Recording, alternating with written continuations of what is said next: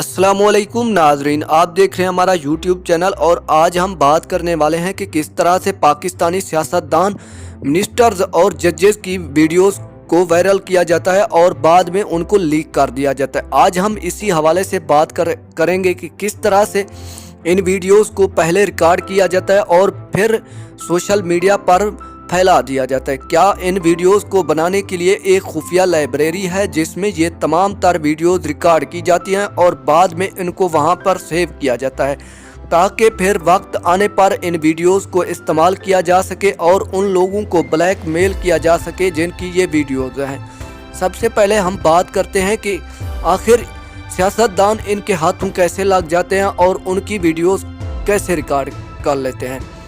तो ये खुफिया लोग होते हैं जिनका ताल्लुक किसी भी इदारे से हो, खुफिया इदारे से हो सकता है।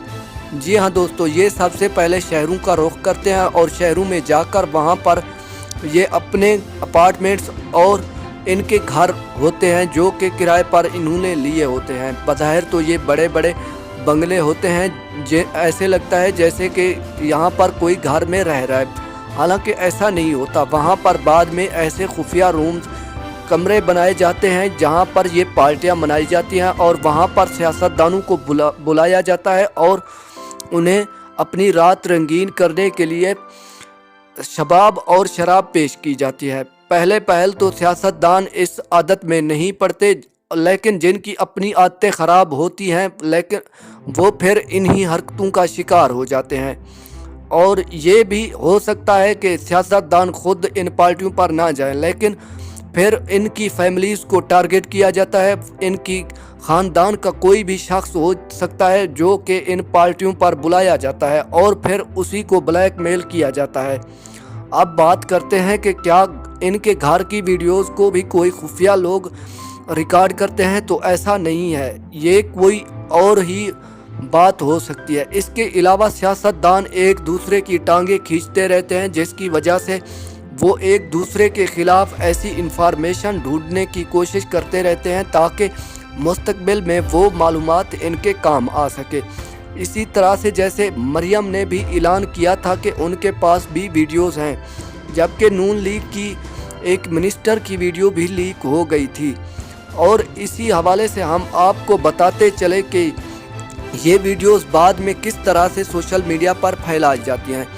तो सबसे पहले हैकर्स का नाम लिया जाता है, क्योंकि पाकिस्तान में ये बात भी काफ़ी ज़्यादा मशहूर हो गई है कि कोई हैकर है जो कि पाकिस्तान के तमाम सियासतदानों की रिकॉर्डिंग्स, ऑडियोज़ हों चाहे वो वीडियोज़ हों, उनकी शक्ल में उसके पास महफूज हैं और वो ट्विटर पर आकर एक ऐलान करता है जिससे पूरी पाकिस्तानी कौम चौंक जाती है कि आया कि इसके पास ये डेटा कैसे आया। हालांकि ये बात नहीं होती, ये वही लोग होते हैं जिन्होंने अपने हाथों से ये वीडियोस रिकॉर्ड की होती हैं और वही लोग इस बात का इंतज़ार कर रहे होते हैं क्या हम ये वीडियोस मंजर आम पर दिखा दें या नहीं, क्योंकि इनकी डीलिंग्स चल रही होती हैं। या तो इनका मकसद पैसा होता है या फिर वो काम करवाना होता है जो इनका दिल करता है ताकि ये लोग अपने मकसद में कामयाब हो सकें। लेकिन ऐसा नहीं होता, पाकिस्तानी सियासतदान भी अब अक्लमंद हो गए हैं। लेकिन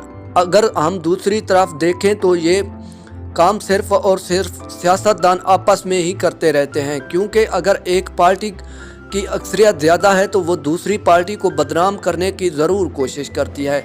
ऐसा ही पाकिस्तान में आजकल चल रहा है और यही बातें पाकिस्तान में ट्रेंडिंग होती हैं।